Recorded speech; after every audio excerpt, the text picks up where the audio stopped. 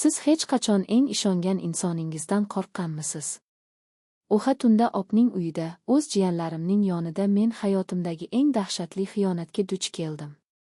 Poscham, biz uni opamning baxti oilamizning tayanchi deb bilardik.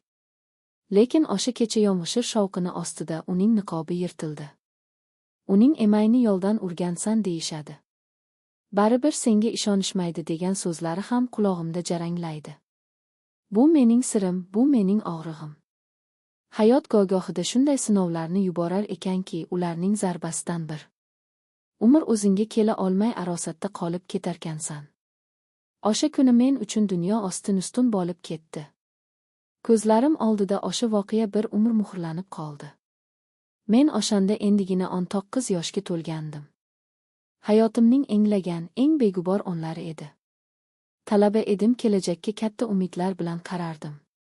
Oilada kenja qiz bo'lganim uchunmi erkaroq o'sdim.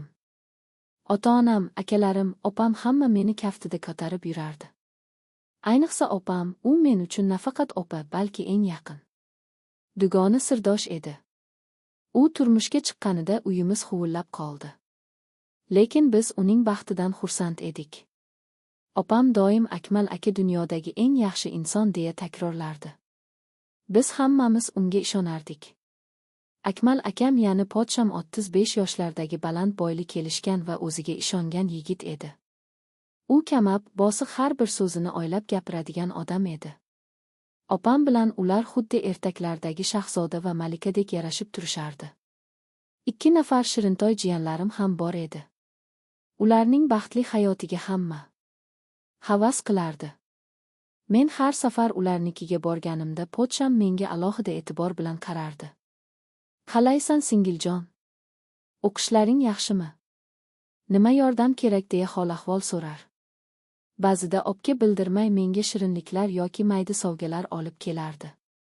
Yoshlik xorligi bilan men buni shunchaki yaxshi ko'rgan qayinsinglisiga bo'lgan e'tibor deb tushunardim. Bu e'tibor menga yoqardi, albatta, axir kimga ham e'tibor yoqmaydi.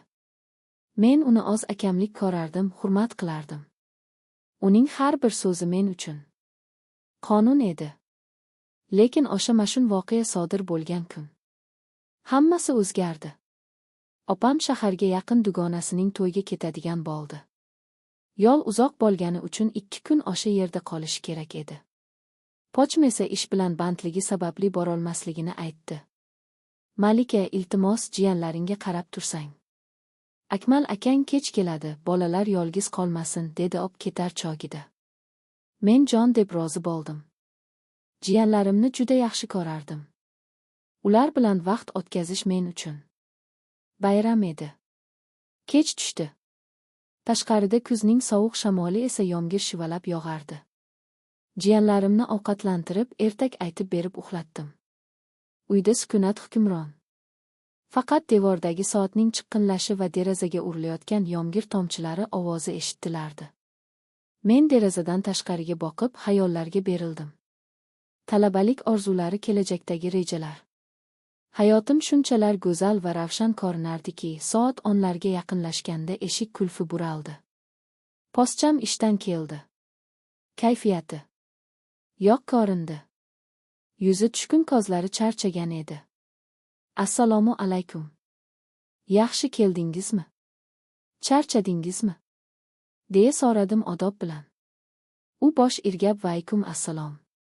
Bugun ish juda ko'p bo'ldi, boshim govlab ketdi, dedi-yu, to'g'ri oshxonaga otib ketdi. Men unga ovqat suzib berdim.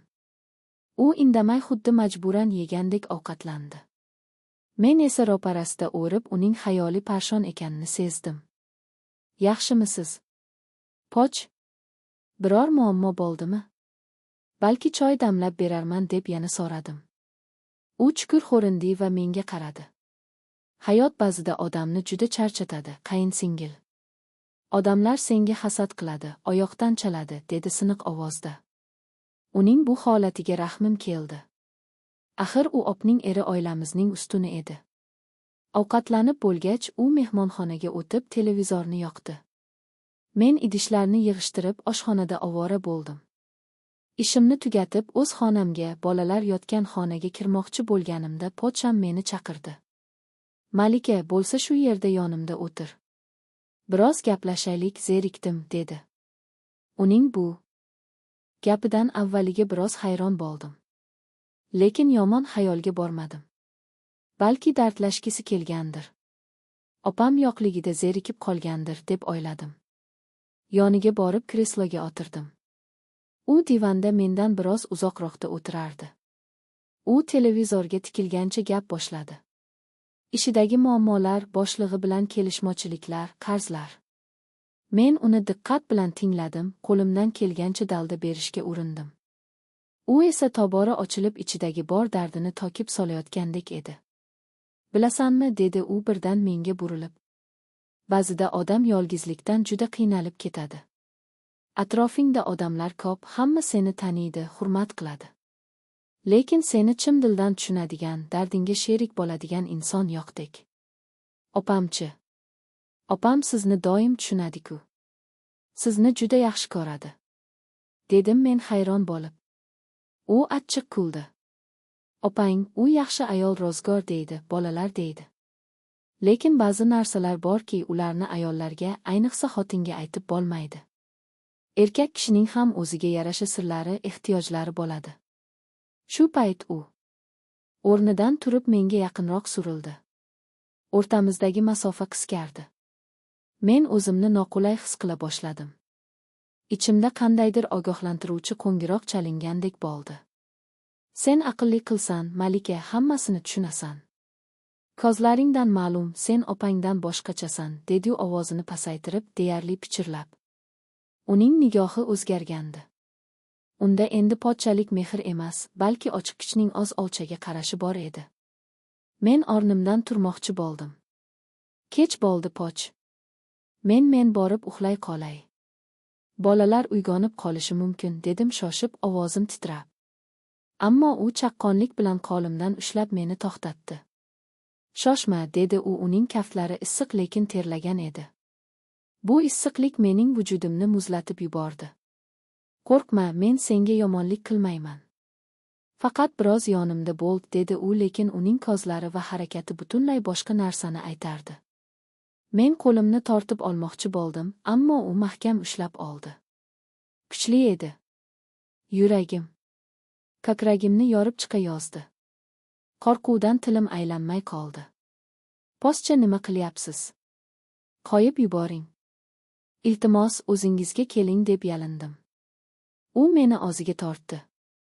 Men qarshilik ko'rsatdim. Bor kuchim bilan uni itardim, tepdim. Ammo yoshli qizning kuchi 35 yoshli erkaknikiga bas kelib bo'larmidi? Nega buncha yovvoysan? O'zingni go'llikka solma.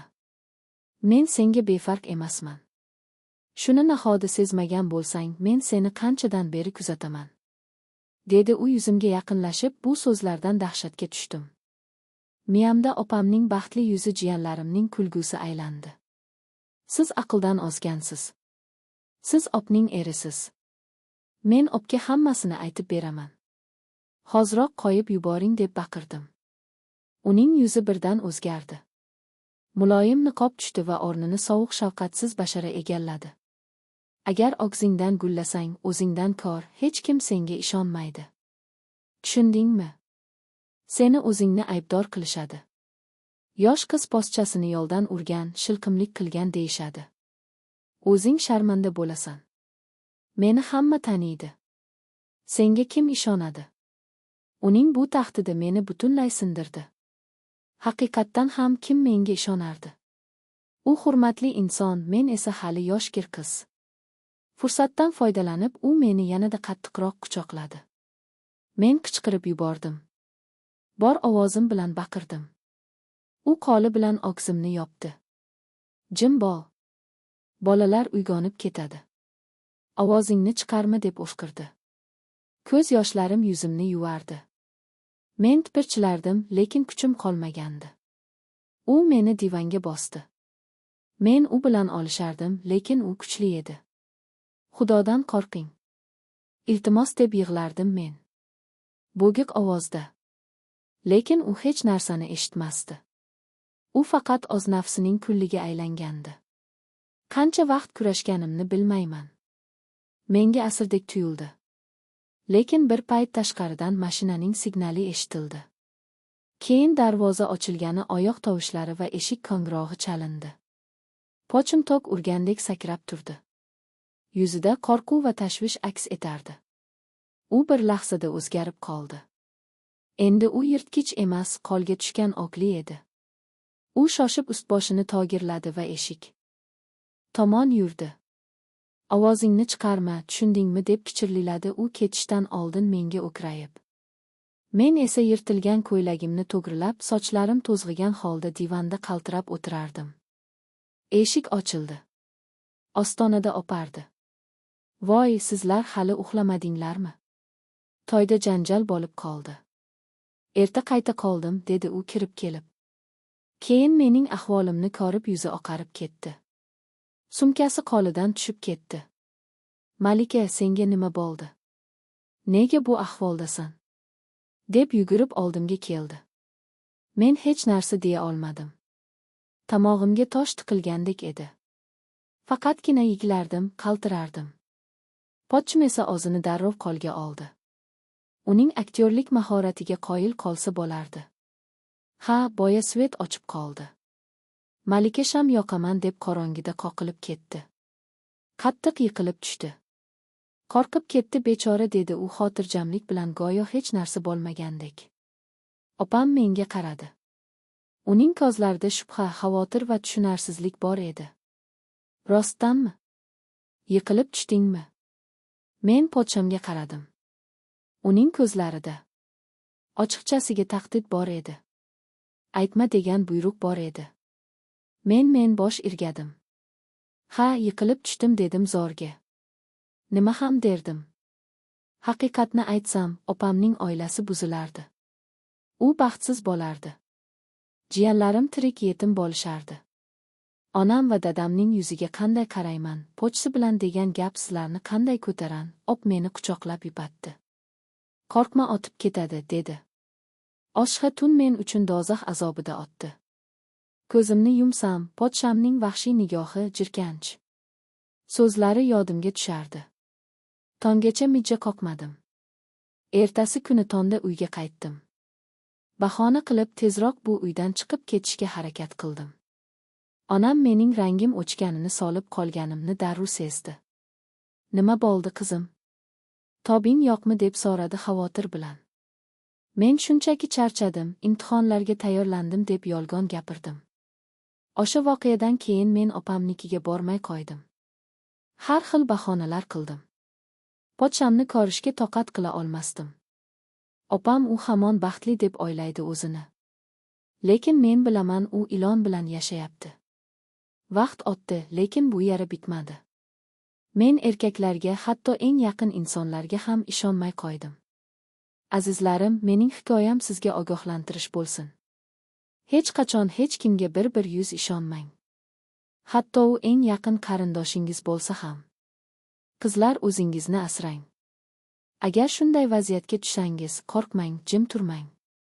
Men jim turib xato qildim. Balki o'shanda aytganimda opni bu munofiqdan qutqargan bo'larmidim. Bilmayman. Lekin bir narsani aniq bilaman. Vijdon azobi va yashirilgan haqiqat bu eng og'ir yuk. E'tiboringiz uchun rahmat. Agar hikoyam sizni o'yga toldirgan bo'lsa, Hikoyachi Momo kanaliga obuna bo'ling va o'z fikringizni qoldiring. Xayr, salomat bo'ling.